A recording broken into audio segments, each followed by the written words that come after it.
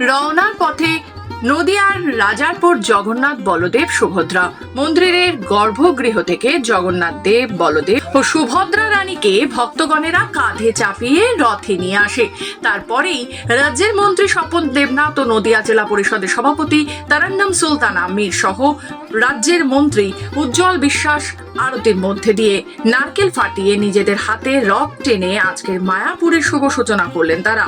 আর যেখানে রথের একটি বিশেষত্ব ছিল, বিভিন্ন রকমের ফল দিয়ে সাজানো হয়েছিল রথ। পরিশেষে ইস্কন ভক্তগণেরা রথ টেনে নদিয়ার রাজারপুর জগন্নাথ দেব মন্দির থেকে ইস্কন মাসির বাড়ির উদ্দেশ্যে রওনা দিল জগন্নাথ দেব, বলদেব ও সুভদ্রা রানী। আর কাল থেকে শুরু হবে মাসির বাড়িতে বিভিন্ন কর্মসূচি। আর আজ থেকে 7 দিন মাসির বাড়িতে অবস্থান করবে জগন্নাথ, বলরাম, সুভদ্রা রানী। আবার 7 দিন পরে রথে চড়ে ফিরবে নিজ গর্ভগৃহে। আজ এই বিষয়ে মায়াপুর ইস্কন জনসংযোগ আধিকারিক রসিক গৌরাঙ্গ দাস মহারাজ বলেন, আজ শুভ দিন, আজ জগন্নাথ দেবের রথযাত্রা।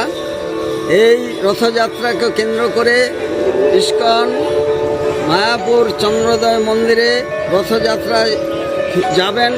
শুরু হবে তারই শাখা কেন্দ্র রাজাপুর জগন্নাথ মন্দির থেকে। 3টি সুসজ্জিত রথে জগন্নাথ, বলদেব এবং সুভদ্রা মহারানী ফিরে যাবেন।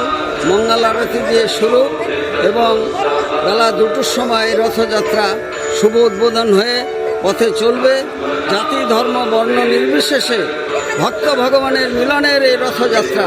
এই রথযাত্রা শুধুমাত্র রাজাপুর জগন্নাথ মন্দির বা মায়াপুরের মধ্যে সীমাবদ্ধ নয়। ইস্কনের রথযাত্রা সমুদ্র, হিমাচল, গঙ্গাসাগর থেকে শুরু করে শিলিগুড়ি পর্যন্ত বিভিন্ন জায়গায় অনুষ্ঠিত হচ্ছে। শুধু তাই নয়, বিশ্বের 100 জায়গাতে 800 বড় বড় শহরেও এই রথযাত্রা হয়ে থাকে। নদিয়া থেকে সুদীপ বিশ্বাসের রিপোর্ট, খবর বাংলা।